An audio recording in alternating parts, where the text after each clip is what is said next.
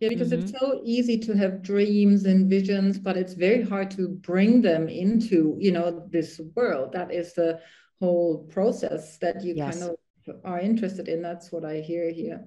And Mhm. which we misunderstand with all the possibilities out there, how we can manipulate the brain and how we can, not manipulate, but, stimulate the subconscious. There's always a Yeah. sense, if I say my mantra often enough, I probably am going to get it. But it takes really action to get things down and brought into this realm that other people want to pay for, or maybe, see it more clearly, as you say. Yes. What is the religious aspect like in the Philippines? Like, is that very out there in society still? And how does it express itself? That's what I should be asking. I'm going to start tearing up because I'm so grateful that you're asking this question. This is a fabulous question that has always sort of circled around in my subconscious. So we are very, very religious and very, very rooted in this sort of Christian religion and Christian faith. And um, I have always felt that there is something intrinsically spiritual about our people. The reason why, just also to share, the reason why I'm doing the vlogging channel now is because I need to tap into this. This is another calling that's not only the creative and the singing, but I feel like the learning of my culture is something that is definitely calling me from outside, or whatever you want to call it. But I need to tap into that because I feel like it's going to make me even more encompassing, and I don't want to say stronger or more powerful, but it just helps me draw in what is already available to me.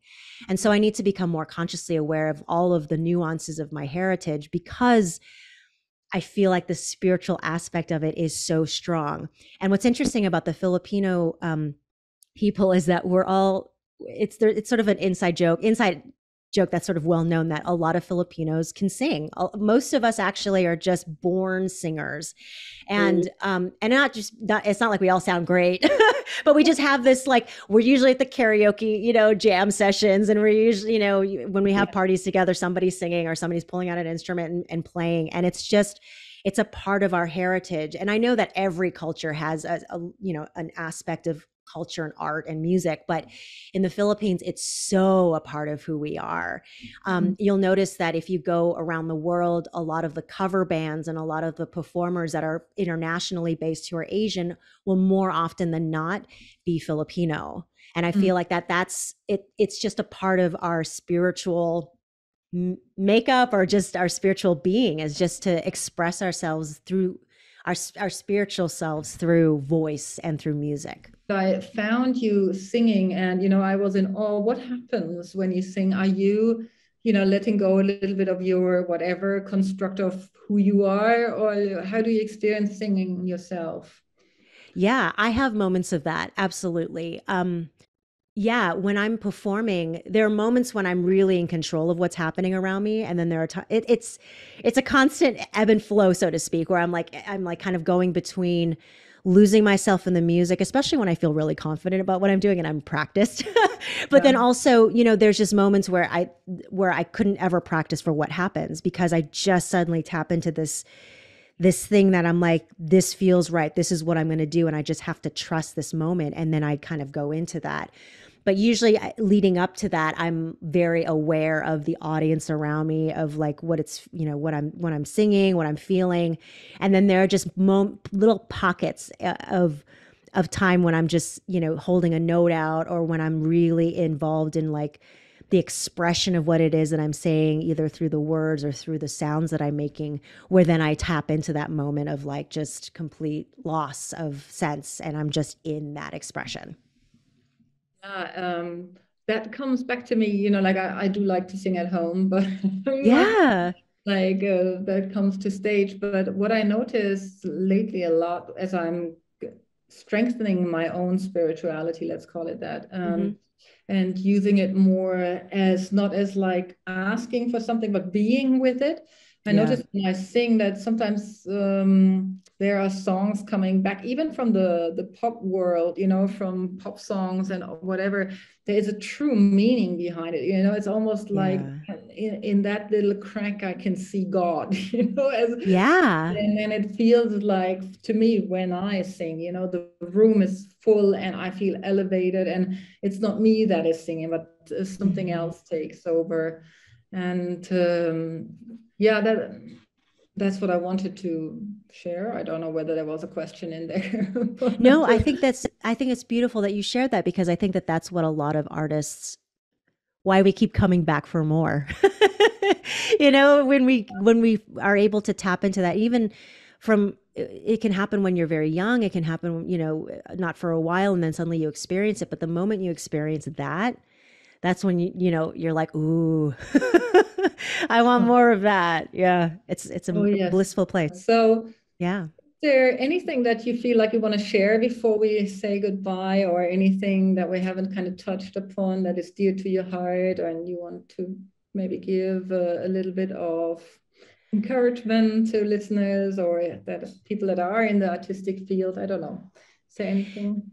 Yeah, I just have to say that I actually want to give this back to you that I really appreciate that something that I did resonated with you, that whatever it is that I put out there resonated with you because as an artist, it's so, especially with as quickly as digital has taken over our world and the way that we express and communicate our artistic and creative abilities, just the fact that you put yourself out there to connect with others that you've never like you and I have never physically met in the 3D world. You met me through Instagram and then you kept at me because life just takes over. And I know that a lot of artists can relate to this. It's like sometimes we feel like we're in a vacuum creating and going back to your first question, it's like how do you keep going when you have to struggle with making ends meet but then also still being true to your creative art? And it's like this is how you do it, is you find those people that you just resonate with and you find a way to connect and share your stories with each other so that you can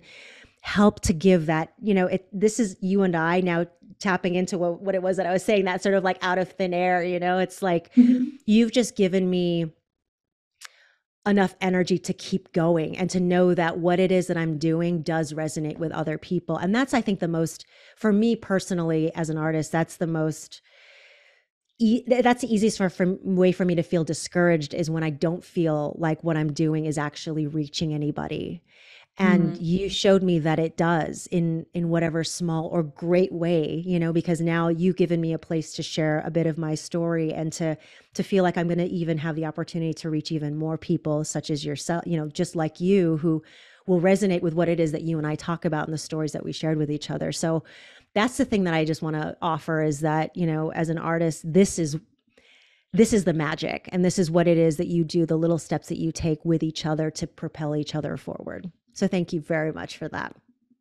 Oh, you're Yeah. welcome. And I can't put you on the spot and ask you to sing something so that the listeners understand what I'm talking about. And but we can say if you go and connect on Instagram, because Tess always kind of has a little bit of a clip from a show or something, you can certainly hear her there.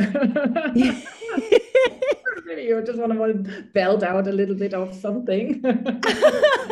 I'm just trying to think what I could do for you. I should have known that this was coming because this always happens, and every time it happens, I'm always like deer in headlights, going, "Oh, none."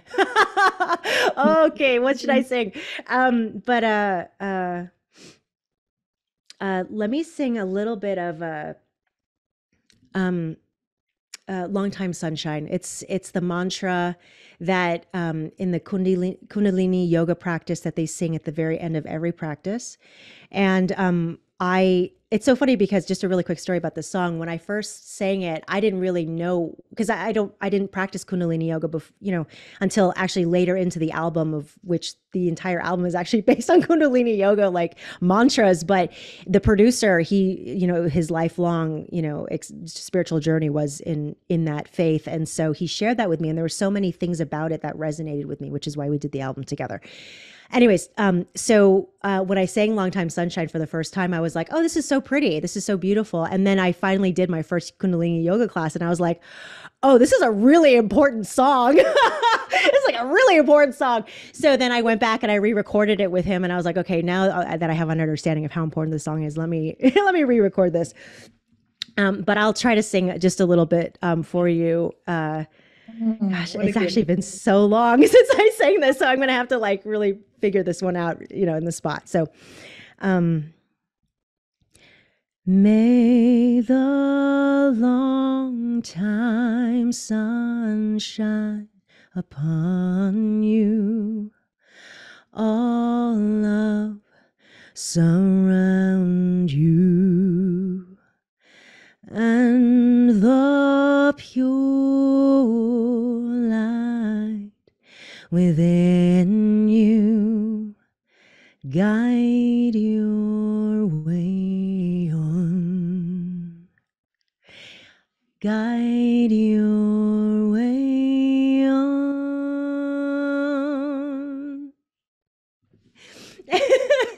No, I mean, that was so, it only took like the first three verses and then everything came through. It was so beautiful. Yeah. Thank you for that gift. I really Very appreciate welcome. it. Thank you for the gift of asking me and putting me on the spot, because that's also another part of the creative journey, is just to take those leaps and go, you know what?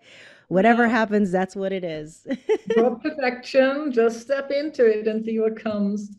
Well, Absolutely. many, many thanks for this conversation, and may you have the long time sun on your back all the time. Thank you. I wish you the same. Thank you.